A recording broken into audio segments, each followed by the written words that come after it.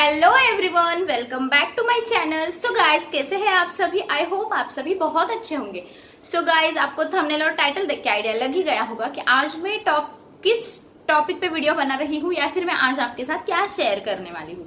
सो आज जो मैं आपके साथ शेयर करने वाली हूँ ना, वो बहुत ज्यादा सेंसिटिव टॉपिक है या फिर बहुत ज्यादा अलग ही टॉपिक है। मतलब होता है ना, अपनी लाइफ के ये एक ऐसा फेज होता है या फिर ये एक ऐसा एक्सपीरियंस होता है जो कि हम लाइफ में बार बार नहीं एक्सपीरियंस कर पाते। ये मतलब नहीं क्या, एक बार दो बार ऐसे एक्सपीरियंस कर पाते हैं। सो वैसे ही आज मैं आपके साथ मेरी जो फर्स्ट बेबी हुई थी उस टाइम का जो मेरा एक्सपीरियंस था, मतलब मेरी डिलीवरी वगैरह, वो सब मैं आज आपके साथ शेयर करने वाली हूँ। डिलीवरी एज इन मेरे 9 मंथ्स कैसे गए थे और क्या क्या क्रिटिकल इश्यूज मुझे फेस करने पड़े थे, वो सब मैं आज आपके साथ शेयर करने वाली हूँ।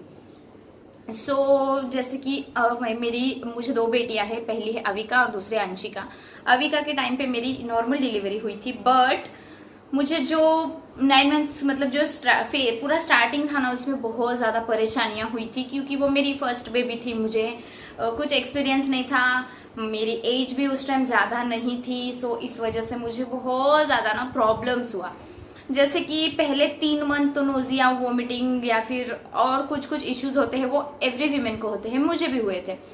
बट मैंने आपको बता दूं, पूरे 9 मंथ्स मैंने प्रॉपर खाना ही नहीं खाया था क्योंकि मुझे खाना ही नहीं जा रहा था। एक अलग तरह की तकलीफ हो रही थी। ऑलमोस्ट मे भी ये होता ही है सबके साथ, ये कोई अलग बात नहीं है या फिर ये कोई इतना बड़ा टॉपिक भी नहीं है जो मैं इतनी वीडियो उस पर बनाऊं या फिर इतना ज्यादा मैं उस पर बात करूं। ये हर वीमेन को होता है, किसी को कम होता है, किसी को ज्यादा होता है, बट एवरी वुमेन को वॉमिटिंग, नोजिया वगैरह सब होता ही है। वैसे भी मुझे हुआ था। बट सबसे ज्यादा जो बुरी चीज मेरे साथ हुई वो, मतलब मैं क्या बोलूँ, किसी के ही साथ होती होगी, सबके साथ नहीं होती होगी। जैसे कि नॉर्मल चीजें, मतलब 9 मंथ्स की जो तकलीफ है, जो स्वेलिंग होना, हाथ पैर स्वेल होना या फिर वॉमिटिंग, वो सब सबके साथ होता है। बट मेरे साथ एक ऐसी चीज हुई, मतलब वो मेरी नादानी कह सकते हो आप या फिर एक्सपीरियंस नहीं था, इस वजह से मुझसे वो गलती हो गई, या फिर थोड़ा बहुत बॉडी का भी होता है अफेक्ट, या फिर मतलब बहुत सारे रीजंस होते हैं। जैसे कि मेरे पहले 3 मंथ्स, मतलब पहले 3 मंथ्स थे वो नॉर्मल वोमिटिंग, ये वो, उसमें खाना नहीं जाना, बहुत सारी ऐसी तकलीफें हुई थी मुझे, बहुत मतलब वीकनेस आई, वो सब तो हुआ। 3 मंथ होने के बाद जैसे ही मेरा 4th मंथ स्टार्ट हुआ विका के टाइम पे, उस टाइम मुझे स्टार्ट हो गई अचानक से हेवीली ब्लीडिंग, और जो कि अनएक्सपेक्टेड थी और जो कि कुछ समझ में नहीं आ रहा था, मतलब कि ये क्या हो रहा है, अचानक से ये क्या हो रहा है। और हमारे घर में कैसा है ना, नॉर्मली बोल रही हूँ, देखो हमारे घर में कैसा है ना कि हमारे घर में कोई भी बड़े लेडी नहीं है, मतलब लेडीज कोई नहीं है। अभी जो है मेरी मम्मी है, बट मेरी मम्मी तो मतलब दूर रहती थी ना, मेरी मम्मी तो इतनी नजदीक नहीं थी कि मैं तुरंत ही बताऊँ कि मम्मी मुझे ये प्रॉब्लम हो रहा है। हमारे घर में लेडीज कोई बड़ी है नहीं, इस वजह से बहुत ज्यादा ना, मतलब मैं बहुत परेशानी हो गई उस टाइम। मेरे हस्बैंड गए थे ड्यूटी और बाकी जो भी घर में थे वो अपने अपने काम में बिजी थे। मेरे ससुर जी घर में थे, बट तो ये ऐसी बात है, मैं ससुर जी के साथ कैसे शेयर कर सकती थी क्योंकि थोड़ा सा ऑकवर्ड लगता है, वियर्ड लगता है। बट लास्ट मिनट ऐसा हुआ ना कि बहुत ही ज्यादा मुझे ब्लीडिंग स्टार्ट हो गई। मतलब 3rd मंथ खत्म होते ही 4th मंथ स्टार्ट हुआ, उस टाइम मुझे इतनी ज्यादा ब्लीडिंग, स्टमक पेन होने लगा। मैंने मेरी मम्मी को कॉल किया, मैंने बता दिया कि मेरे साथ ये हो रहा है। मम्मी बोली, और टाइम भी कौन सा था पता है, रात के 8 या 8:30 बजे मुझे ये चालू हुआ, जो कि मेरी मम्मी आ भी नहीं सकती कि कौन से ट्रेन पकड़े, क्या करे, बहुत ज्यादा प्रॉब्लम होता है ऐसे टाइम में। मम्मी ने कहा कि मैं सवेरे की अर्ली मॉर्निंग की ट्रेन से आ जाऊंगी, बट तब तक हॉस्पिटल चले जाना। बट प्रॉब्लम ऐसा था कि मेरे हस्बैंड नहीं थे घर पे, वो चले गए थे ड्यूटी, और बाकी भी मतलब लेडी ऐसे कोई नहीं थे हमारे घर पे, सिर्फ मेरे ससुर जी ही थे। मुझे मतलब बताना पड़ा उनको कि मुझे कुछ तकलीफ हो रही है, प्लीज आप मुझे हॉस्पिटल लेके चलिए। बट मेरे ससुर जी भी इतने अच्छे हैं कि मतलब नहीं क्या, एक एज अ फादर उन्होंने मुझे बहुत प्रोटेक्ट किया। मतलब फादर ही बोल सकते, बाकी कुछ नहीं, फादर की तरह ही मुझे प्रोटेक्ट किया, मुझे समझाया। मुझे लेट नाइट वो हॉस्पिटल लेके गए, मुझे एडमिट करवाना पड़ा, सोनोग्राफी हुआ। हमारे घर में सबको ऐसा लगा कि मे बी मिसकैरेज हो गया, बेबी अभी नहीं रहा, क्योंकि हेवीली ब्लीडिंग हो जाए तो नहीं हो रह ही नहीं सकता है ना। वैसे हुआ उस टाइम। फिर मेरे हस्बैंड ड्यूटी पे थे, वो तुरंत ही उनको आना पड़ा। सोनोग्राफी करने का भी प्रॉब्लम ये हुआ उस टाइम मेरे साथ कि डॉक्टर्स अवेलेबल नहीं थे। सोनोग्राफी होने वाली थी दूसरे दिन, सो वो जो उतनी रात थी ना जो मुझे घलानी थी वो मुझे अकेले ही बितानी थी, क्योंकि लेडीज वार्ड था, मेरे ससुर जी नहीं अंदर आ सकते थे लेकिन वो रात भर बाहर ही रुके थे, बहुत अच्छे है वो। सो वो वैसे थे, उनका एक सपोर्ट था मुझे, बट हस्बैंड भी थे बाहर खड़े थे, मतलब सब था, बट एक मेंटली रहता ना कि लेडी रहती है तो थोड़ा अच्छा लगता है, तो वैसे कोई भी नहीं था। बहुत ज्यादा मुझे ब्लीडिंग, रोना वगैरह सब स्टार्ट हुआ। जब फाइनली सेकेंड दिन पे बताया गया, जो गायनाकोलॉजिस्ट थी मेरी वो आए, उन्होंने फिर सोनोग्राफी वगैरह जो भी प्रोसेस था वो करा, तो उन्होंने हमें कहा कि मे बी नहीं, इसने कुछ हैवी चीज उठा ली है, जैसे कि बकेट या फिर कुछ और उठा लिया है, एंड उसकी वजह से जो जिसमें बेबी होता है उसका जो मुंह होता है वो खुल गया है, मतलब कुछ ओपन हुआ है, ऐसा कुछ उनकी लैंग्वेज में बोल दिया गया है। बेबी तो ठीक है, सोनोग्राफी में दिखा रहा है बेबी तो प्रॉपर है, मतलब अच्छा है, बेबी को कुछ नहीं हुआ है, बट मुंह, थैली का मुंह जो है वो ओपन हो चुका है, वो जो भी रहता है उसमें। सो डॉक्टर ने हमें 2 चॉइस दिए, एक तो आप बच्चा गिरा सकते हो, मतलब नॉर्मली हम उसको दिन ज्यादा हो गए थे ना, नॉर्मल तो वे में तो नहीं निकल सकता था, सी सेक्शन करके हम बच्चा निकाल सकते हैं इफ यू डोंट वांट, मतलब अगर आपको नहीं चाहिए तो हम निकाल सकते हैं, अदरवाइज आप रख सकते हो क्योंकि अच्छा है बेबी। बट क्या हुआ ना, उस टाइम जो हमारे आजू बाजू वाले थे, आजू बाजू वाले मायके साइड इधर उधर सब लोग बोलने लगे कि ऐसा अगर प्रेगनेंसी में ऐसा हेवीली ब्लीडिंग होता है या फिर कुछ और होता है, तो जब बच्चा होता है उस टाइम पे वो मे बी मेंटली थोड़ा सा स्टेबल ना हो, नॉर्मल ना हो, उसमें कुछ डिसीज हो, उसमें कुछ प्रॉब्लम हो, या फिर उसका एक आधा बॉडी पार्ट नहीं हो, सो आप लोग मतलब ये कर दो, अबॉर्ट कर दो। सो उस टाइम पे मेरी सिचुएशन, मेरे हस्बैंड की सिचुएशन, मेरी मम्मी की, मेरी ससुर जी की, हम मेरे पापा की, सबकी सिचुएशन बहुत खराब हुई, क्योंकि मतलब नॉर्मल है, फर्स्ट बेबी है, थोड़ा सा रहता है ना, मतलब रहता है, मतलब जो भी अभी आप समझ सकते हो, बहुत ज्यादा हमारे घर पे स्ट्रेस का माहौल हो गया। बट फिर फाइनली जब हमने वापस से एक डॉक्टर से कंसल्ट कराया कि हम रिस्क, मतलब ये रिस्क है क्या इसमें, कुछ बेबी अगर रखे तो रिस्क है क्या, तो डॉक्टर ने बोला नहीं, बेबी अभी भी एकदम ओके है, ब्लीडिंग हो रही है मुझे बट बेबी एकदम ओके है, किसी भी बॉडी पार्ट में कोई भी इश्यू नहीं है। अगर आपको लग रहा है तो आप 5th मंथ में एक होता है पार्ट्स, उसमें बच्चों की चेक होते हैं, सो वो वाला टेस्ट भी करा सकते हो, उसके बाद भी डिसीजन ले सकते हो। सो ऐसा वैसा होने के बाद मेरे मम्मी और पतिदेव ने लास्ट टाइम बोल दिया कि बस जो हो भगवान के हाथ में हो अभी, क्योंकि अबॉर्ट भी करवाना बोला बेबी तो भी सी सेक्शन करवाना पड़ेगा, मतलब वो मेरी हेल्थ के लिए नहीं ठीक था, बहुत ज्यादा मतलब नहीं, सी सेक्शन भी हो जाएगा बहुत, मतलब बच्चा भी नहीं रहेगा, ऐसा थोड़ा सा वियर्ड ही सिचुएशन अलग ही चल रहा था, बहुत स्ट्रेस हो रहा था हमें। सो मेरे हस्बैंड ने कहा कि नहीं ठीक है, जो है बेबी बस अच्छा है ना, डॉक्टर से उन्होंने 1-2 बार पूछ लिया कि नहीं बेबी पार्ट्स ओके रहेंगे, बेबी के बॉडी पार्ट्स ये वो। सो डॉक्टर ने कहा कि ऑल ओके है, रिस्क नहीं है इसमें कुछ, सो हमने रख लिया। और उसके बाद मुझे बेड रेस्ट बोला गया, बट मैंने 1 मंथ ही ज्यादा से ज्यादा रेस्ट किया, उसके बाद में मैंने थोड़े से घर के काम चालू कर दिए, क्योंकि मुझे ऐसा था कि मेरी नॉर्मल ही डिलीवरी होनी चाहिए, मुझे सी सेक्शन डिलीवरी नहीं करवानी थी, एटलीस्ट फर्स्ट टाइम तो नॉर्मल ही चाहिए था। सो मैंने वो सब काम चालू कर दिया। बट जो हमारा जो वो नेक्स्ट पीरियड था 4th मंथ से लेके जो 9th मंथ तक था ना, बहुत ज़्यादा स्ट्रेसफुल रहा। और जिस टाइम अभी का मतलब मेरी जो बेटी है वो पेट में जब प्रॉपरली मूवमेंट्स करने लगी ना, जब हमें दिखने लगा कि हम तो ऐसा थोड़ा फील हुआ कि चलो मतलब नॉर्मल चल रहा है, ग्रोथ अच्छी है।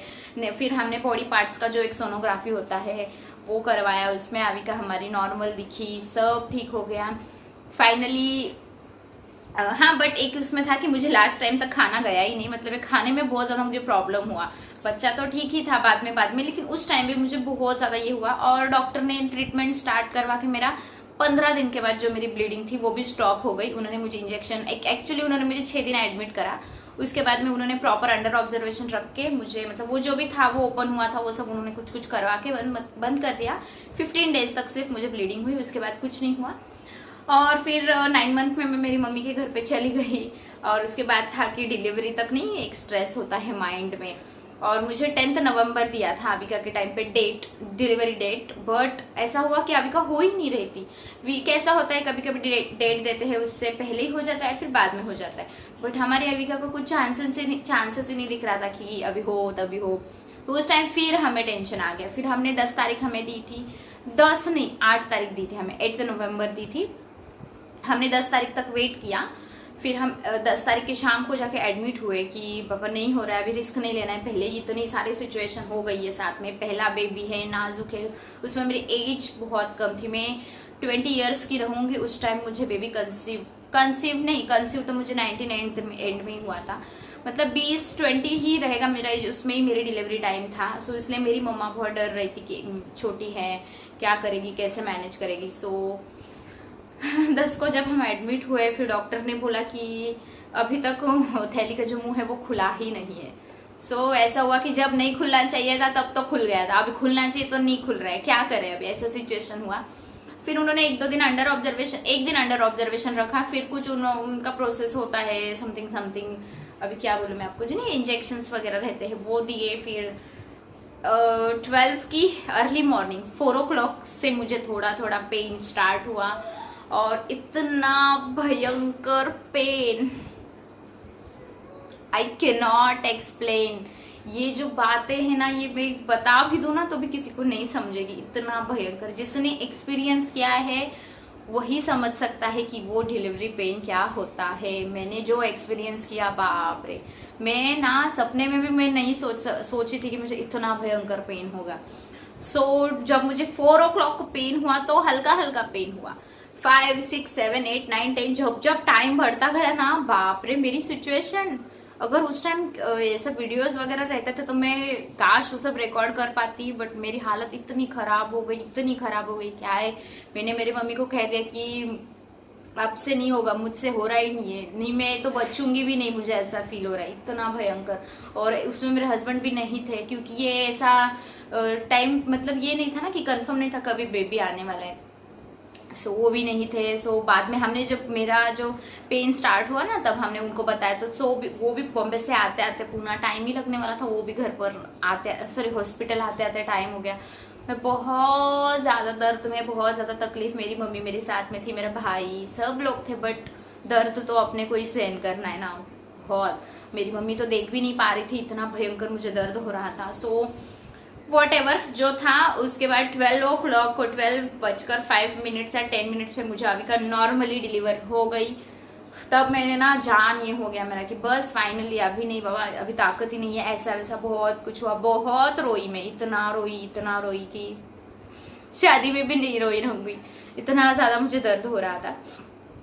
जो लोग बोलते हैं ना कि ये जो लेडीज़ का ना ये रीबर्थ होता है, पुनर्जन्म होता है, जब एक लेडी एक बच्चा डिलीवर करती है उस टाइम, वो एक्सपीरियंस मैंने करा।